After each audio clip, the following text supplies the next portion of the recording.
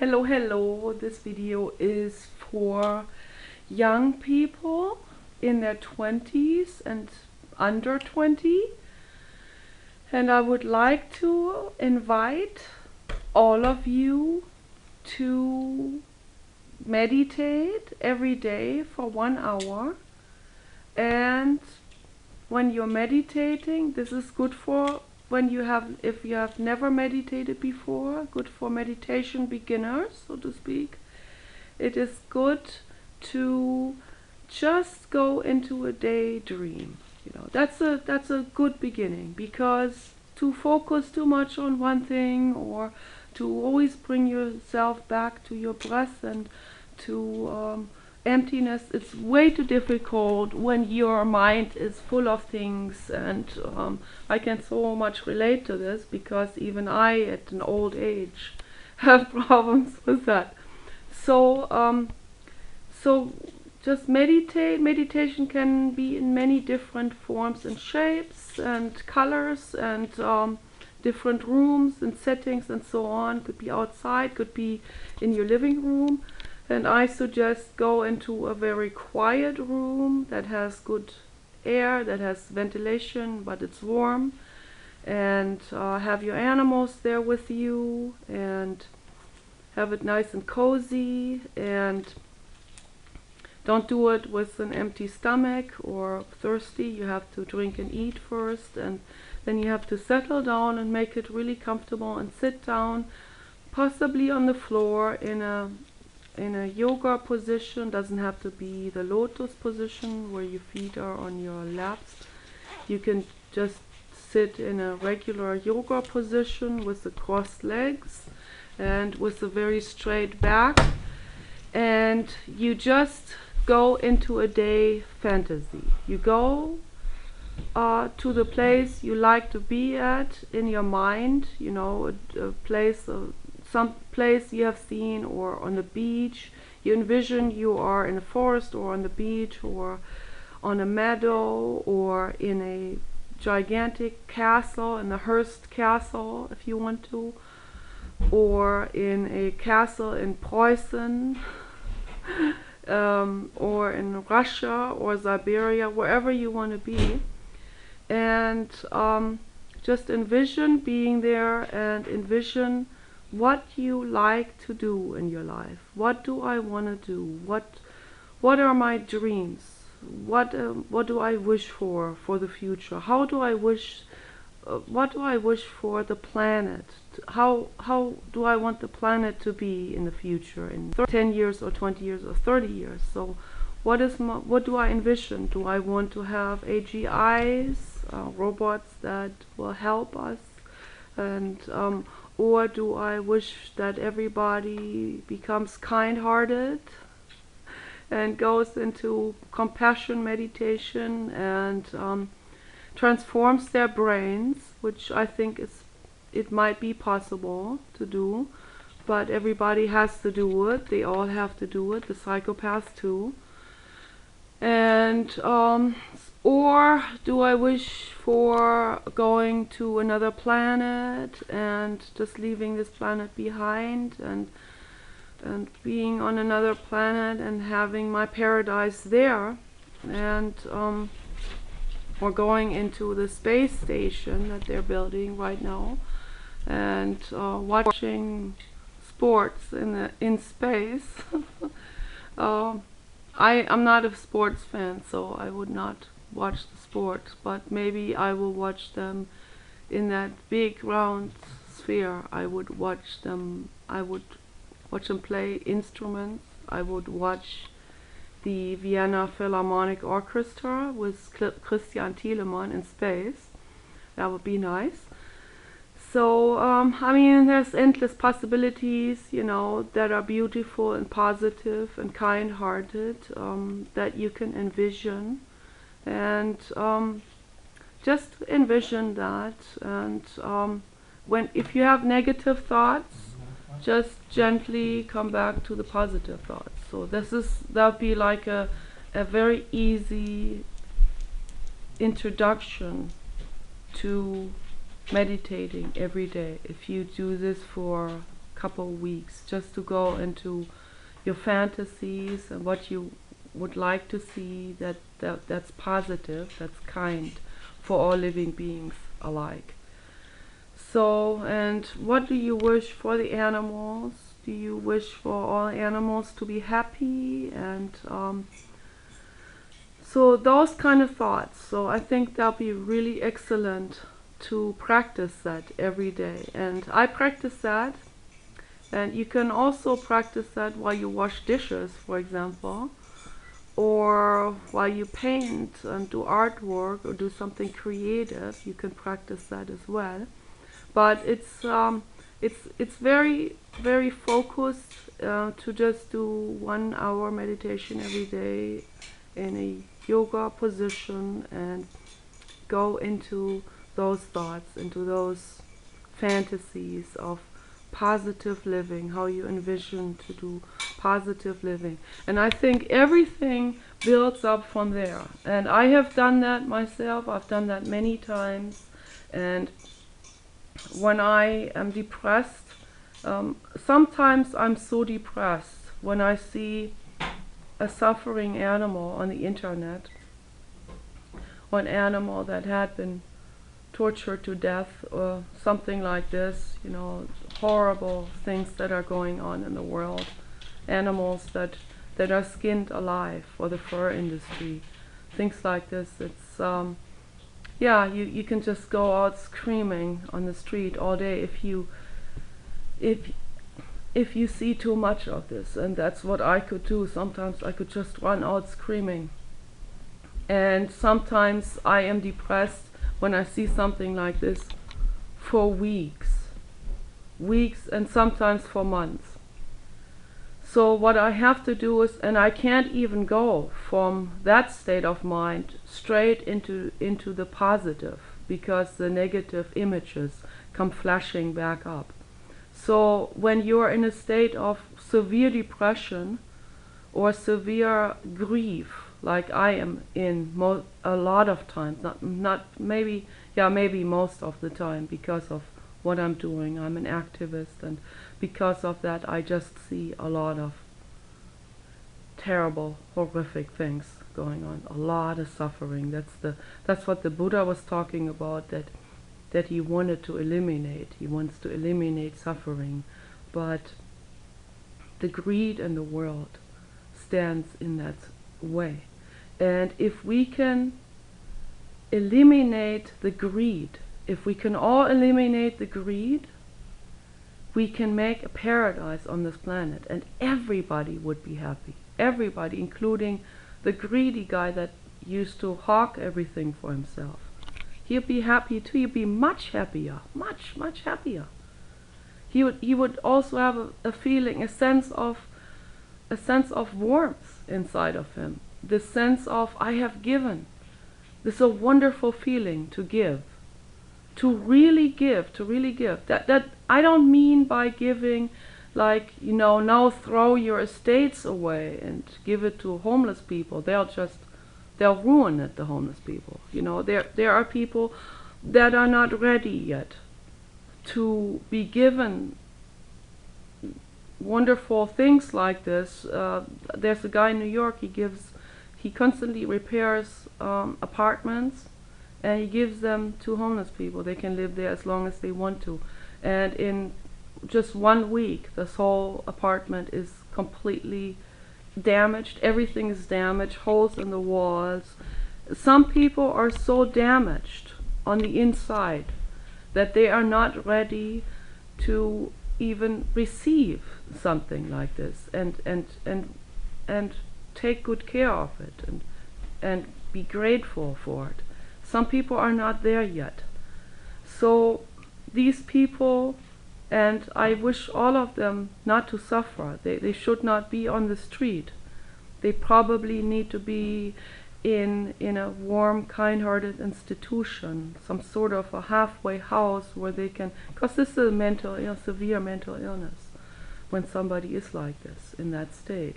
So my goal is to eventually help all people, homeless people too, who are destructive and self-destructive and all of this. I want to help all of those people. So I think wherever a person is in their lives, they can be on the street, they can be sitting in the gutters, dirty and everything. There is a turning point. There's a U-turn wherever anybody is.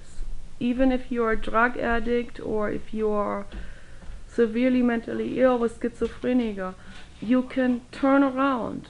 You can turn around 180 degrees right now where you are. You don't have to continue going down that path to destruction. You can turn around and come back out of that dead-end street. I have done it many times in my life. I know what I'm talking about. You can turn around, and I always had this inner voice that told me, no, no, no, no, this is not going anywhere. Okay. So I listened to that inner voice. I knew the inner voice was right. And it's my guardian. It's my blue God that I have. It's my personal God that told me. So that's why I always tell people, make your own God. Make a good God, a kind one.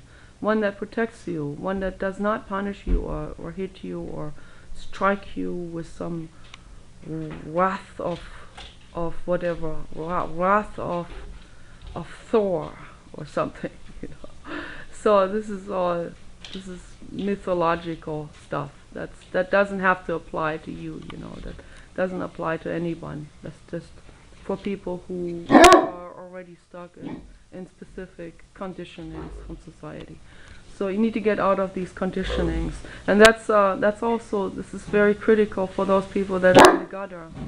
They have been conditioned and they think there's no other way out. There's like either drug addiction, to forget about the problems that are connected with the conditioning and with this bleakness that they have been told life is all about, or they'll be just lost and they just have to, or they think they have to convert back or become a good Christian or something like this again, or a good Muslim or whatever.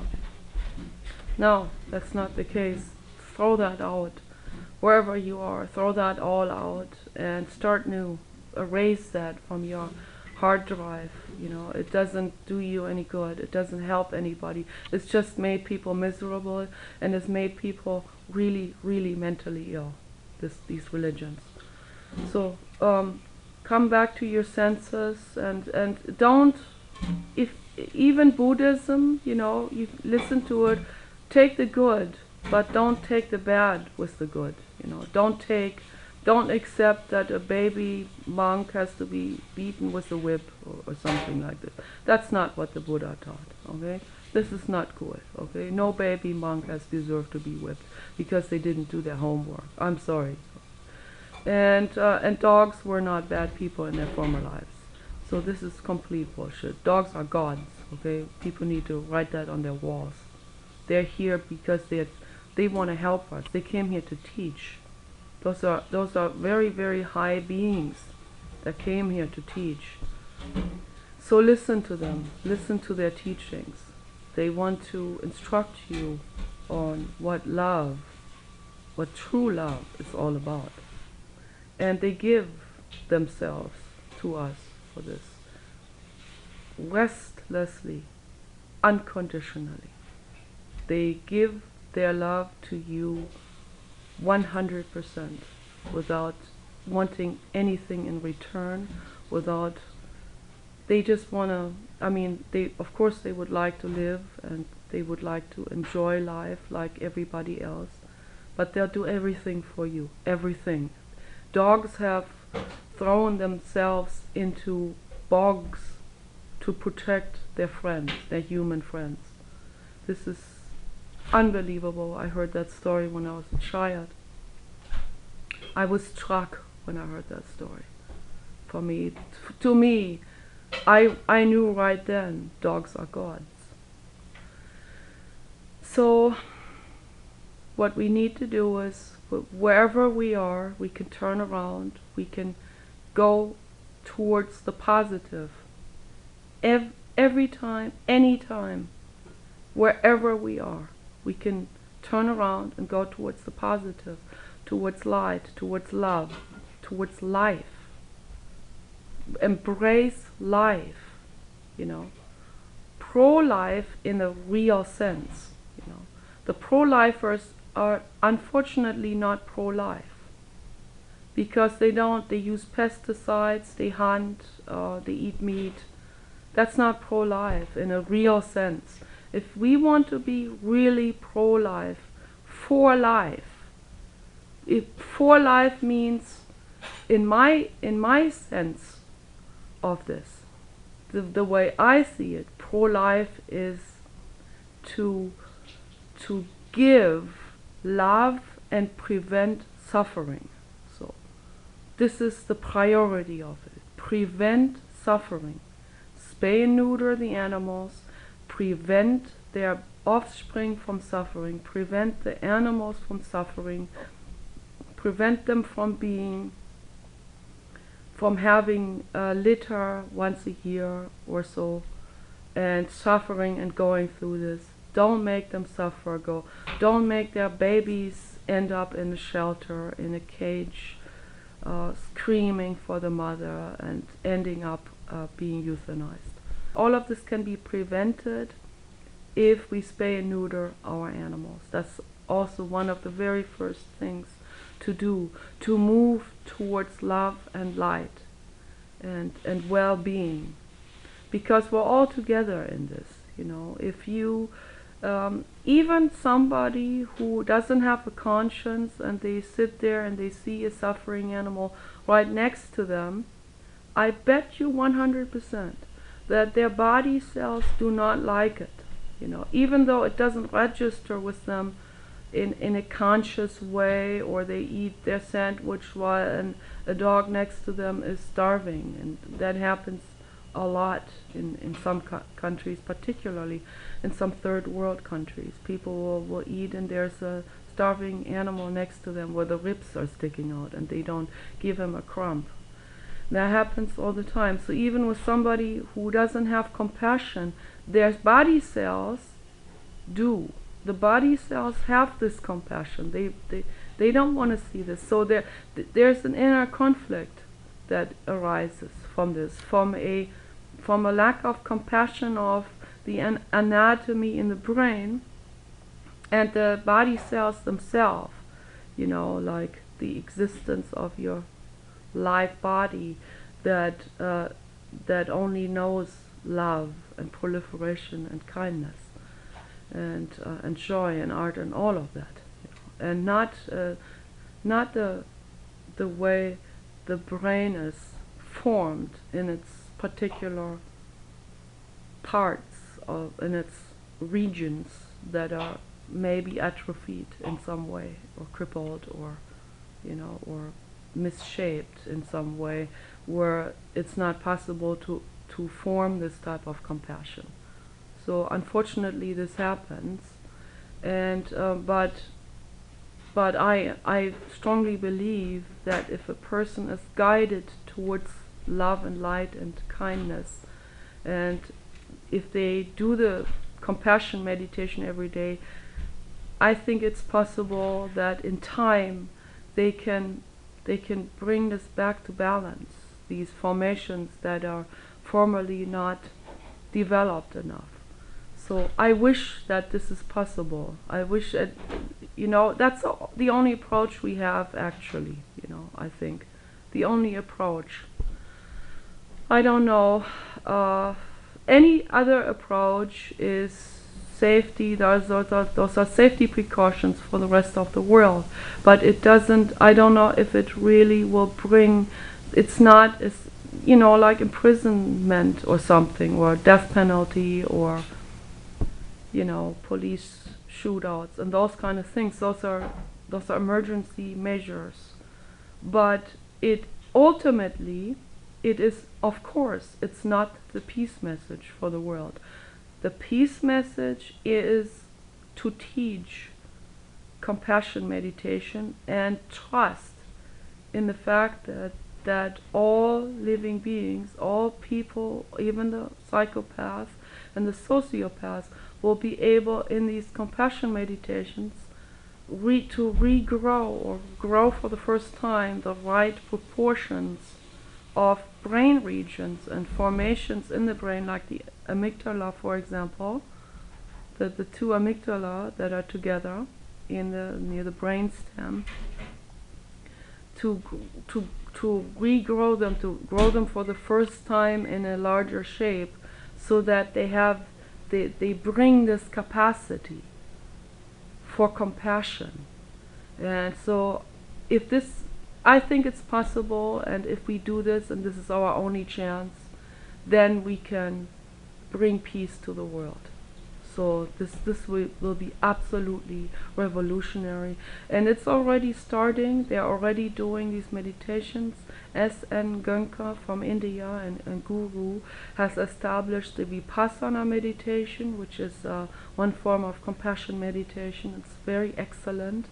And during these retreats of 3 weeks, people are they're only allowed to eat raw vegan and fresh vegan food, and that cleanses their bodies and their minds, and it eliminates infection. It gets rid of all infection in the body. It cures all illnesses, and I know because I have done it. I know it cures all illnesses, and it cures any illness, including the C word.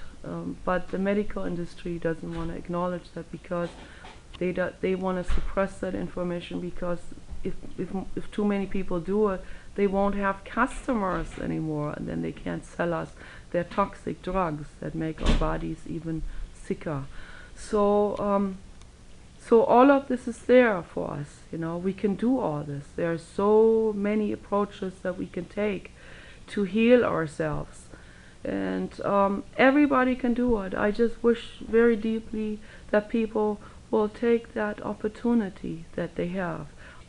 All these wonderful, wonderful options that are there in the world.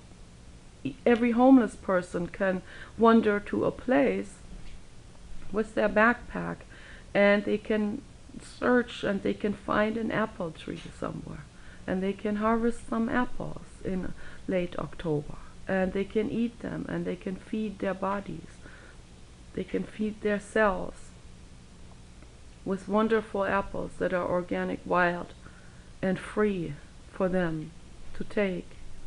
And in the more southern regions, there are fig trees and date trees all over the place. In Southern California, for example, we have bags,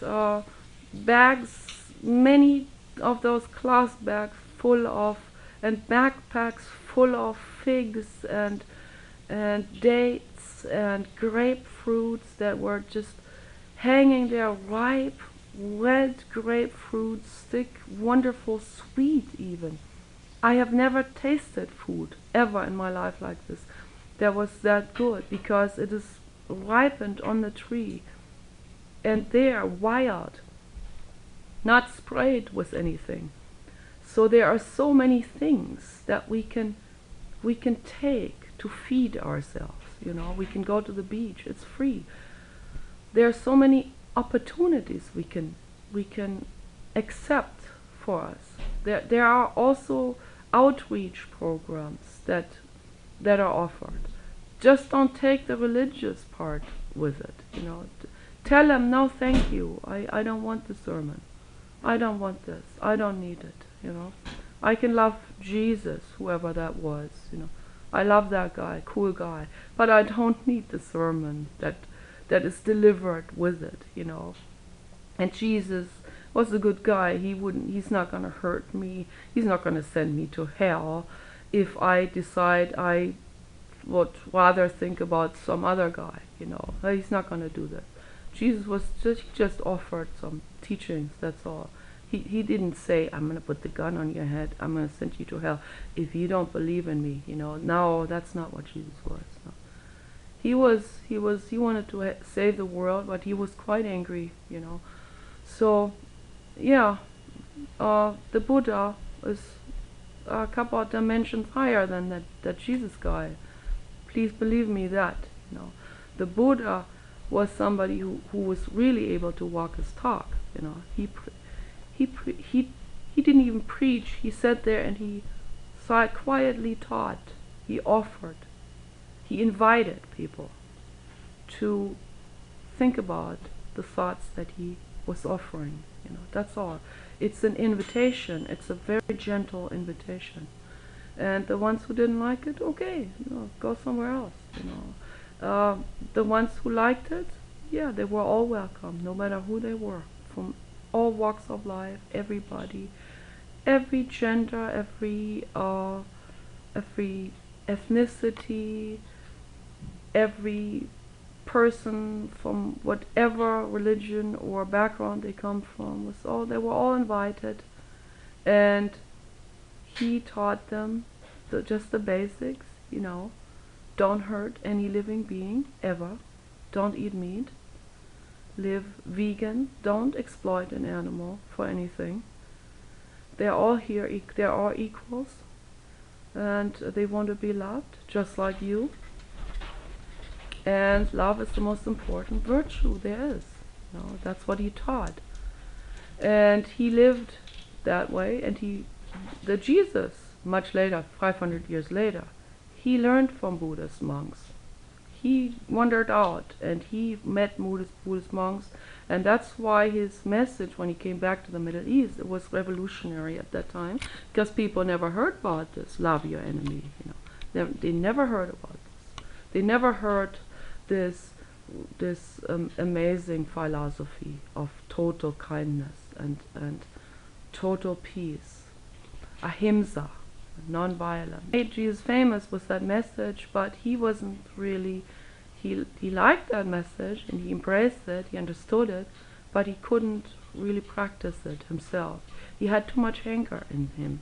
The anger prevented him from, and it's human, it's very human. Human or to human, and he was a very good person. He meant well, but he had anger, just like I have a lot of anger, and that's why I need the Buddha. He's teaching me every day, the kindness, and he reminds me every day. Every time I have a bad thought, he kicks me in the side a little bit, and he, particularly at night, and he does like this, and he tells me, no, not the right thought process. Come back to understanding. They don't know better. So Jesus, he said, yeah, they don't know. He understood they don't know better. They don't know what they're doing. He understood this, but he wasn't able to walk his talk that way, unfortunately, and so he got himself into fights because of this. While the Buddha, he became very old. He was over 80 years old when he died. For 3,000 years ago, that was very old, very, very old, because people did not get much older than 25 or 30 at that time. So they died from all kinds of illnesses and infections and problems, and so many different things that were from wars and all kinds of things, and the C word did not exist even if people got old. The C word did not exist. So the C word is not something that has to do with old age. The C word, and I don't like the whole word, that's why I say the C word. It's a very negative word. The pharmaceutical industry, they just love that word. They soak it up.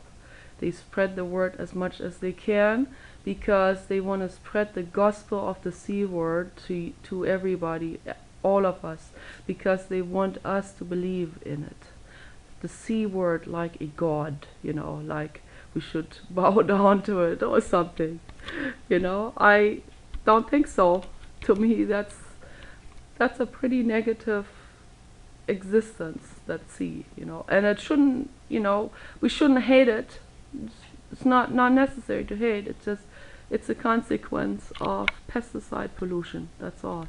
It's a consequence of too many drugs. It's a consequence of too much congestion in the body.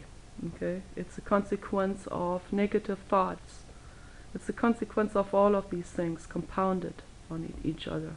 So, like Dr. Scholl said, stop doing what makes you ill and start doing what makes you well. It's very, very straightforward. we don't need the sea in our lives. It's not necessary, you know. Bring your body back to health and everything will be well. Take care.